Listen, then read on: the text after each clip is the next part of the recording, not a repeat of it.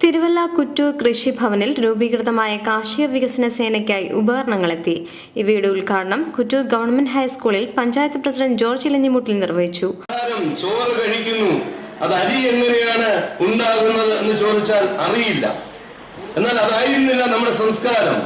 പഴയ തലമുറയിലേക്ക് കടന്നു ചെല്ലുമ്പോൾ ഇന്നാണ് വിദേശ മലയാളികളുടെയും വിദേശികളുടെയും വിദേശത്ത് ജോലി ചെയ്യുന്നവരുടെയും അതുപോലെ നമ്മുടെ സംസ്ഥാനത്ത് തന്നെ വിവിധ ജോലികളിൽ ഏർപ്പെടുന്ന ആളുകളുടെയും എണ്ണം വർദ്ധിച്ചത്. എന്നാൽ ഒരു കാലഘട്ടത്തിൽ കൃഷി മേഖലയെ മാത്രം ആശ്രയിച്ച് തങ്ങളുടെ ഉപജീവനം നടത്തിയിരുന്ന ഒരു തലമുറയുടെ പിൻതലമുറക്കാരാണ് ഞാനും നിങ്ങളും എന്നത് ഞാനും നിങ്ങളും വിസ്മരിക്കുകയാണ്. അപ്പൊ അവിടെയാണ് ഒരു തിരിഞ്ഞുനോട്ടത്തിലേക്ക് നാം കടന്നു വന്നുകൊണ്ട് കാർഷിക മേഖലയുടെ അഭിവൃദ്ധിയുടെ മാത്രമേ നമ്മുടെ നാടിന്റെ സമ്പത്ത്, നമ്മുടെ നാടിന്റെ യശസ് ഉയരുകയുള്ളൂ എന്നൊരു യാഥാർത്ഥ്യം മനസ്സിലാക്കിക്കൊണ്ടാണ് സമസ്ത മേഖലകളിലും.